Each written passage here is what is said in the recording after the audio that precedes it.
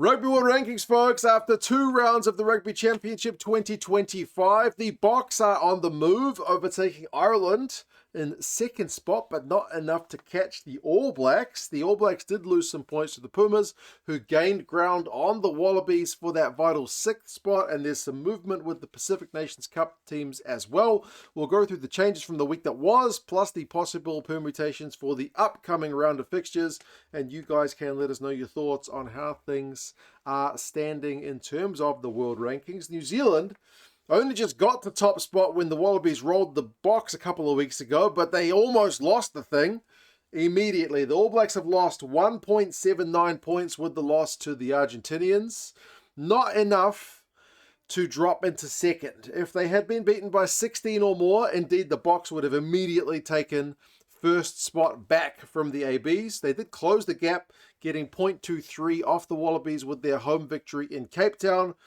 But it's very little between number 1 and number 2 at the moment. But both number 1 and 2, who prior to the start of the Rugby Championship were looking like, the only 2 horses in the race, are suddenly both looking a wee bit vulnerable. The Wallabies certainly pushed the Boks in both games, winning 1, losing 1. And the All Blacks, they didn't look good in that 2nd game. So how will things pan out for the rest of the Rugby Championship still remains to be seen. But for both teams in terms of world rankings, it's pretty important, because if you care about 1st spot in the world, which some people do, some of the coaches maybe not so much, 1st or 2nd, whoever wins at Eden Park is going to take that number 1 spot in the world, or at least keep it if it's an AB's point of view.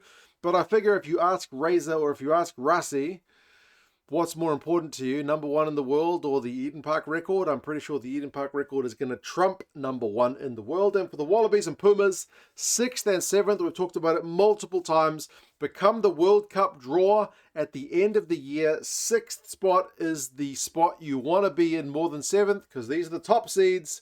These are the 2nd seeds. You'd much rather avoid teams 1 through 5 if you can get that 6th spot. So it's pretty much a direct hit out between those 2 sides as well. Currently, Ireland are still looking pretty comfortable. Likewise, England and France still in the kind of 89, 87 range.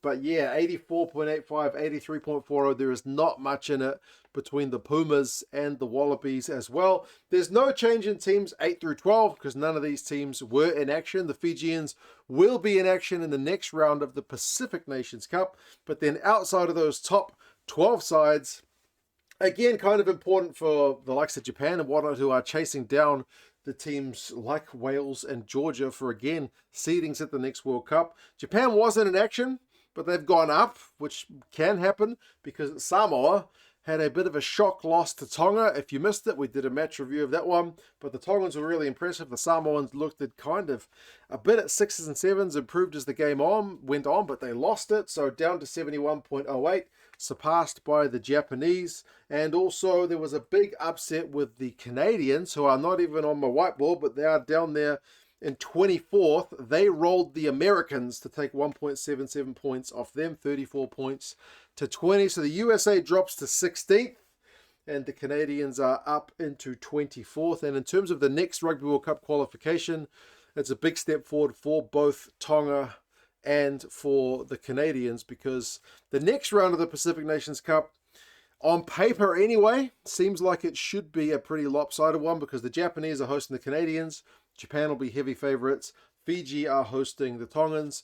Fiji will be heavy favourites. But as I said, this has been a bit of a week for upsets, so don't read too much into everything that we see on paper.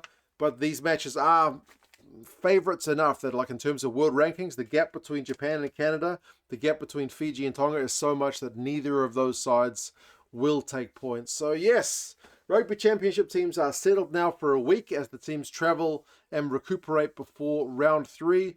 But essentially round 3 is a hit out between 1 and 2, and it is a hit out between 6 and 7. Whoever wins those games is going up. Whoever loses those games, going down. Both of them have their own important factors for different reasons. If you're checking out the Women's World Cup as I record this, there's only been really one team which has taken big points, and that was Scotland with their win over the Welsh. They have taken some pretty major pointage, but the gaps between a lot of the teams has been so far that there hasn't been any points exchanged. But yes, this is how the men's stuff is looking. after 2 rounds of the Rugby Championship. Do you see the ABs as the best team in the world at the moment? Do you think it's the Springboks? We'll find out in a couple of weeks' time. Who do you see getting the results between the Wallabies and the Argentinians? Do they also split the series 1 apiece? We'll see. You guys let us know your thoughts. Subscribe to the channel if you haven't done so already. More coverage coming your way. Cheers for being here. Take care. Talk to you guys again soon. See you later.